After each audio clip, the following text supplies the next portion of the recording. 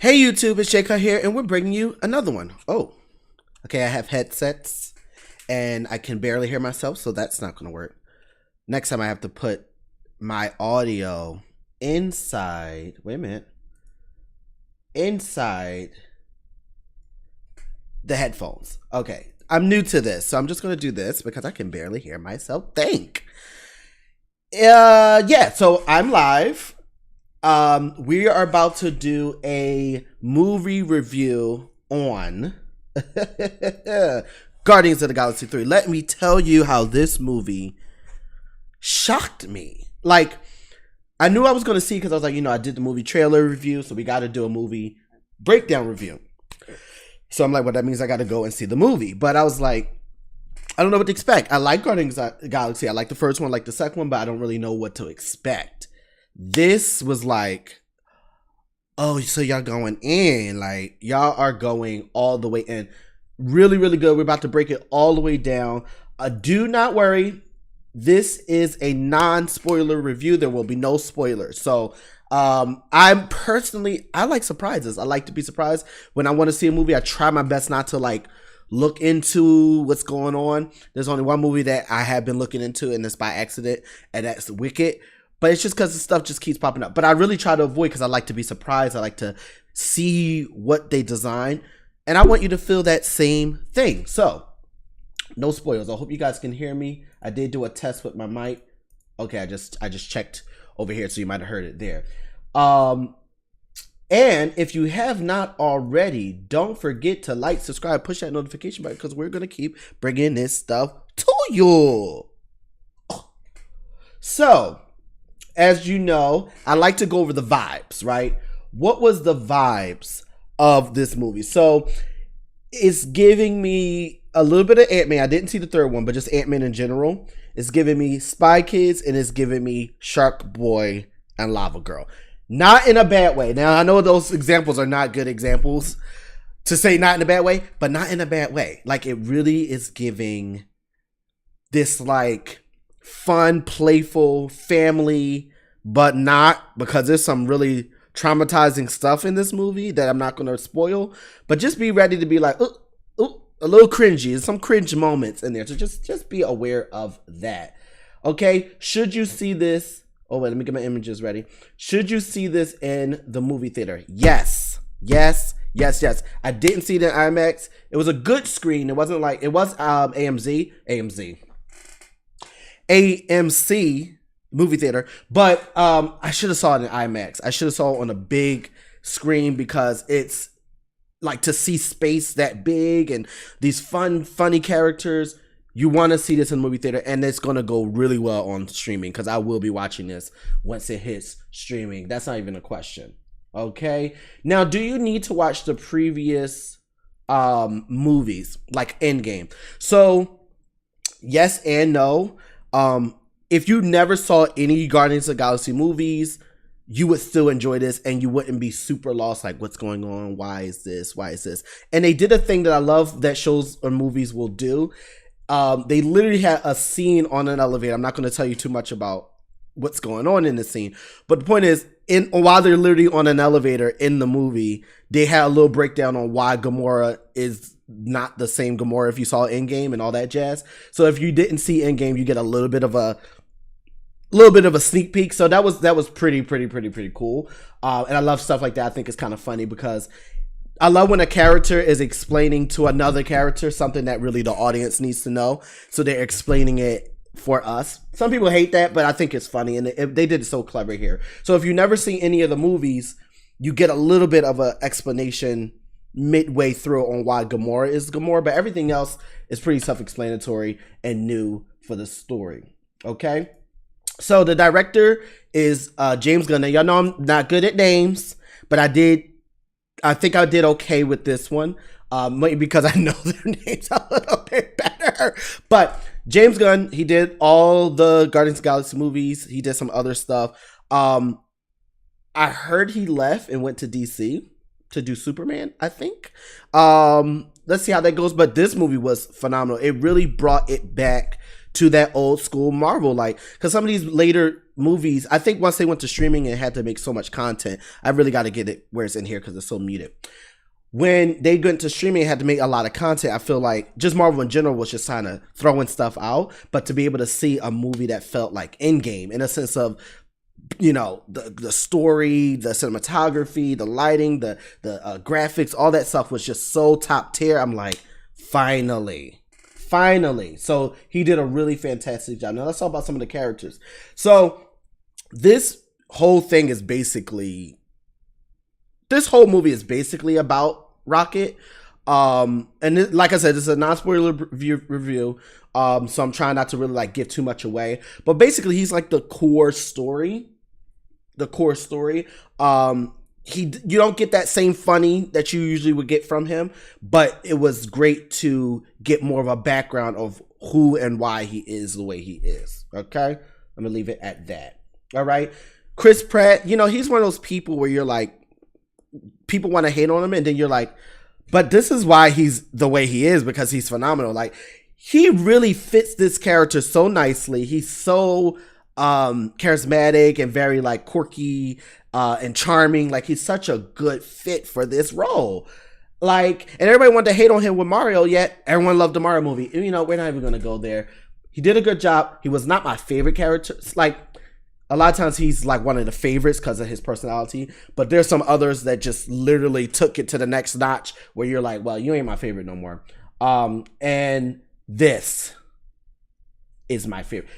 I never really cared about her before, but out of any movie she's been in the Marvel universe, this movie, you will fall in love with not only her personality, her mindset, her journey, and most importantly, just the way she's built as a robot. They really played on that in this movie more than any other movie. So look out for all the awesome graphics and fight scenes with her. Like I will go back to movies just to watch her in this movie. She is the best part of this movie. Okay. Okay, so then we got, and that was, okay, so you got, the first one was Peter Quill, which is Chris Pratt. You got Nebula, which is Karen Gillian, and then Drax, which is David Bautista. And he's always like that funny character throughout the whole thing. He was still up there, like still top of his game when it comes to just being that funny, like what do you call it, like knucklehead type of person, don't really know nothing but kind of knows what he likes and that's kind of it type of person. That was really enjoyable to watch him play with Mantis, which is played by, I hope I get her name right, Pom Kalamitiv. I'm definitely butchering her name right now. But Mantis is another character that in the beginning I didn't really care for some reason. But this movie really, you just really fall in love with her mindset, her fight scenes, like just everything about her, how she speaks. Like, I love it. But no one was better than Nebula. I'm sorry. Nebula really took the cake. And then Gamora, because this is a different Gamora than what we have grown to know, you get a different energy from her. She's kind of in the back seat of this movie, but as we know, Zoe Saldana is an amazing actor, and she did phenomenal in Avatar, which I didn't do a breakdown for because I had no intentions on seeing that movie, but it was phenomenal, and she did a fantastic job. I feel like she's like an A-list celebrity who's underrated. Everybody knows who she is. Everyone knows she's good. Everyone hires her, but no one really talks about how good she is, and I think she needs a little bit more credit. Okay, and I don't know if this is true, but Groot's voiced by Vin Diesel?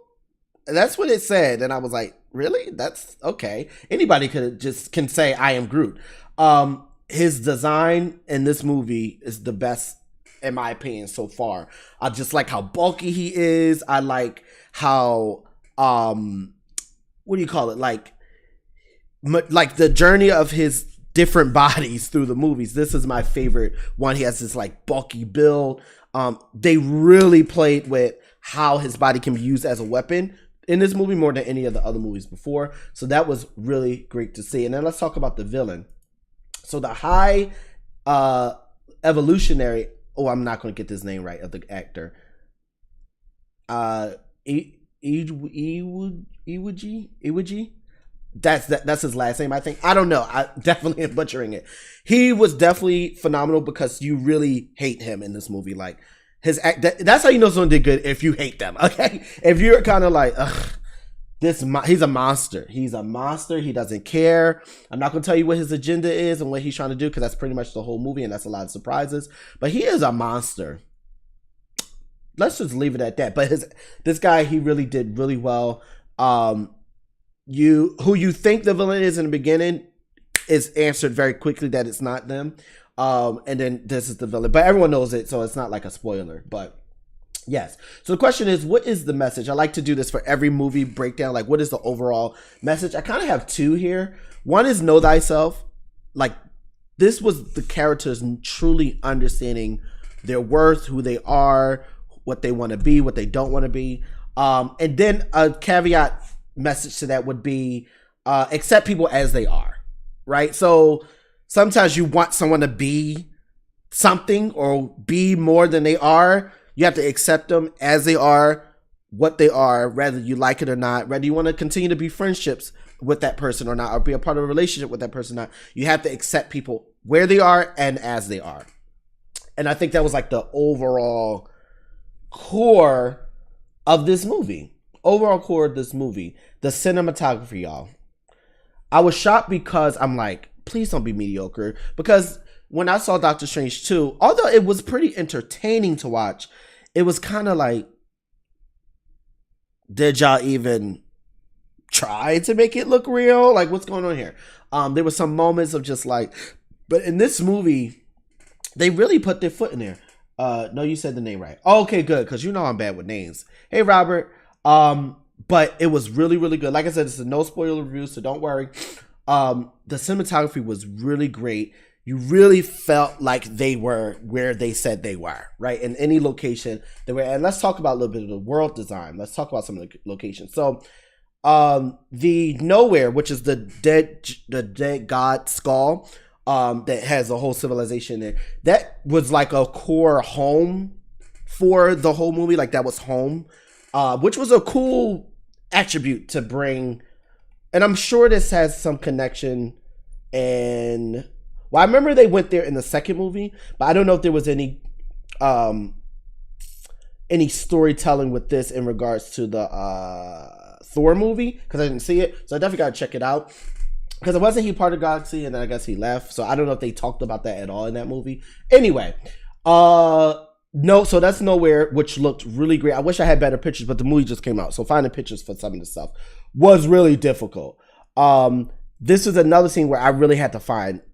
I gotta watch it again, but basically I think the headquarters of the villain was in this like microorganism type of like building brain thing. I don't know, but everything was like alive and fleshy, which was kind of weird, but it was really cool design. Some stuff you could tell was real, some stuff was CGI. That was a really cool design, even though it was kind of weird because it was like alive, but it was really, really, really cool.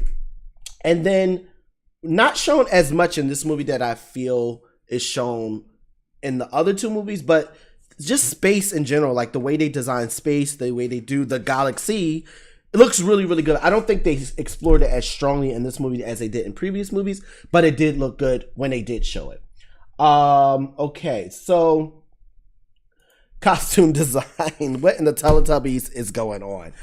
This was on purpose. Like they played on the fact that this is ridiculous, and I love that. Like, I like when they play with the fact of taking the fashions and the costumes and just using it in fun and creative ways. And all the designs were fun. I just picked this picture because it was so silly to see them in these, random Teletubby looking costumes. But that's the genius of costume design. And I find that to be absolutely great. There are, and I like to do it, no one wants to sit through the credits and wait for the end credit scenes, but I have to do it so that you know if you have to or not. There are 2 credit scenes. There's one at the very end of the movie and then one at the very end of the credits. Of course, I'm not going to tell you what those are, but yes, they're good. You might want to wait for them. But if you skip out on them, you're not going to miss anything. It's not like a a leak into the next movie or anything like that. Talking about the next movie, will there be a 4? From what I'm seeing and hearing, I think there is a 4th movie. If they stopped here, I would accept it because it was so good that if they stopped here, it'd be like, wow. But there's a high chance they're going to do another one. I don't think all the characters are going to be there from what I'm hearing, but I do know for sure Chris Pratt will be. Okay, and what's the conclusion? It was a phenomenal... Okay, where's my conclusion image? Oh, we don't have a conclusion image? Well, we're going to use this one then. Conclusion. Go see the movie. If you can afford it, go see it. If you can't afford it, wait for streaming. It's definitely going to be a good movie. It got that tradition, that Marvel, level thing that we're used to seeing. It was really good. You definitely want to check it out. And if you have not already, okay, all right. If you have not already, don't forget to like, subscribe, push that notification button because we're going to keep bringing this stuff to you.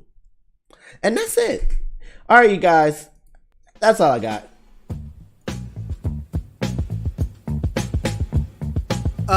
What are you doing? I know you're not about to leave. It's mad buttons down there. You ain't pushed on one of them. You better subscribe to my channel. See you soon.